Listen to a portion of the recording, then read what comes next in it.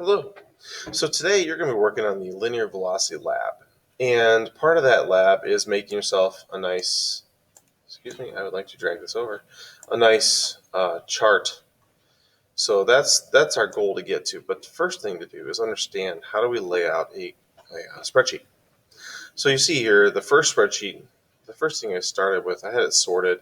And I had, for the one-click trials, they could go with the yellow ones, and two-click in the blue, and three-click down here in the purpley color. And then I started trying to make a chart, and Google, the one place where Google fails compared to Microsoft Excel is its ability to make a good scatter plot. It's a kind of a pain here, but I'm going to show you how to do it. So what you'll see is I had the trials, I had one spot on the track, I had another spot on the track, and then I had space for velocity and slope. And this is a really nice chart when you lay it out. The problem is it's not going to graph it. So what I've had to do is you can kind of see how I made this is bogus information. That's just numbers I picked up out of the sky. 0.2, 0.4, 0.3, 0.5, 0.1, 0.7, just to have numbers. To make Google do the scatter plot, don't start like this. You have to start like this. Okay?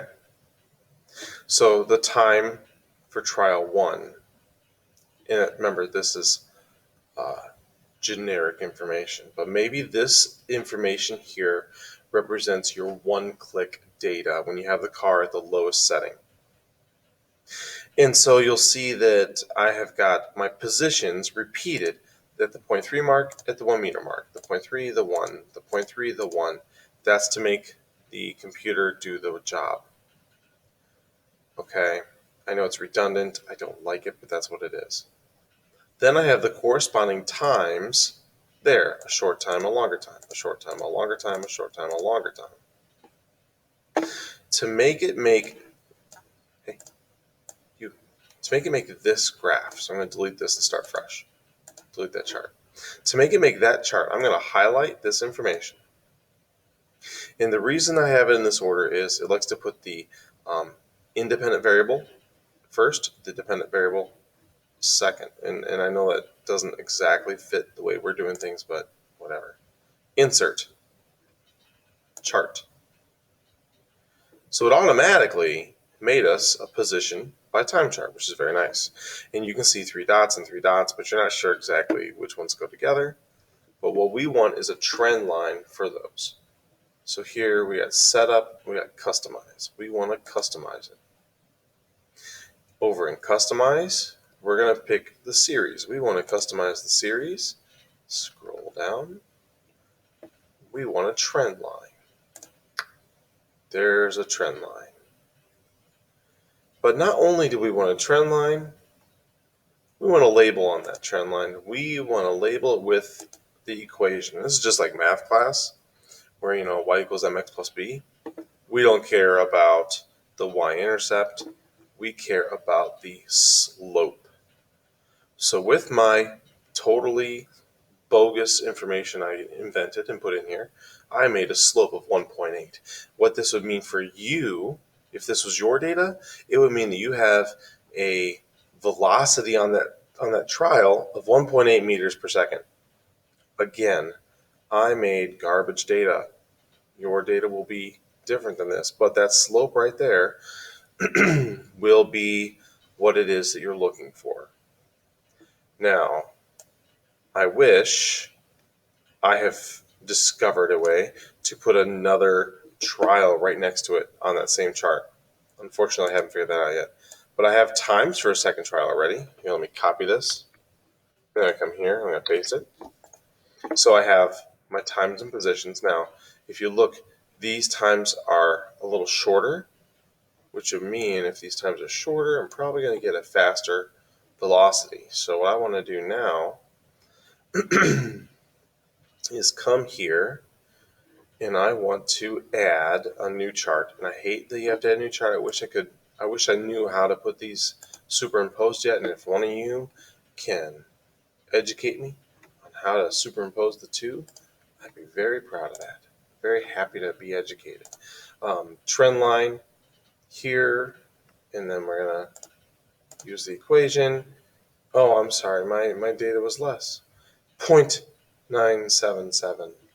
But you'll see how we have the data, and we can compare the two sets of data, and you'll see what you get for that. Okay? All right. So now I leave it to you to do what I've been doing. Now I'm going to encourage you to make one like this. Put the average velocity through here. And you can do average velocity mechanically too.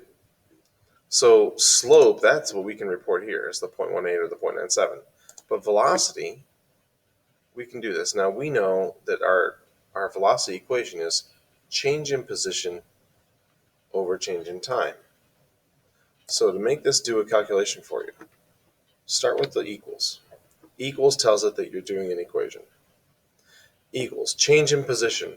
Now that's going to be the same every trial. We know we're going from the 0.3 to the 1, a difference of 0.7 meters. Do not put a unit in there. It won't calculate it right. 0.7 meters. I need to divide that by my time. So here's what I'm going to put in a parenthesis. My time is always going to be final minus initial. So final time minus initial time. Control, well not control, close that, hit enter.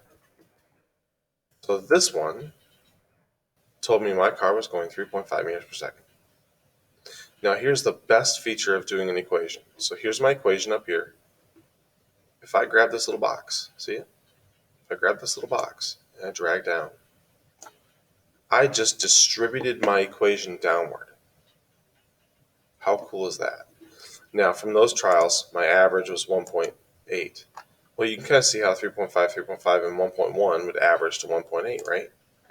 So 1.8, 1.8, 1.8, because those all were averaged together.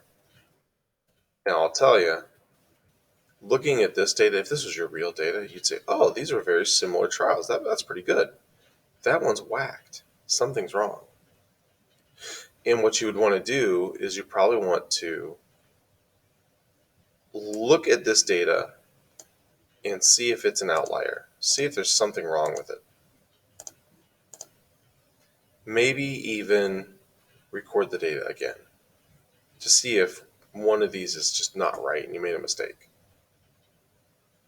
Okay, if it is the true data, it's the true data. That's how science is. But maybe it's an outlier, maybe something's wrong. But this is what you do with your data. Now I'm going to post to you guys a pretty much empty spreadsheet. Okay, I'm going to delete most of the stuff off here. It's up to you to customize the spreadsheet as you see fit. All right, good luck.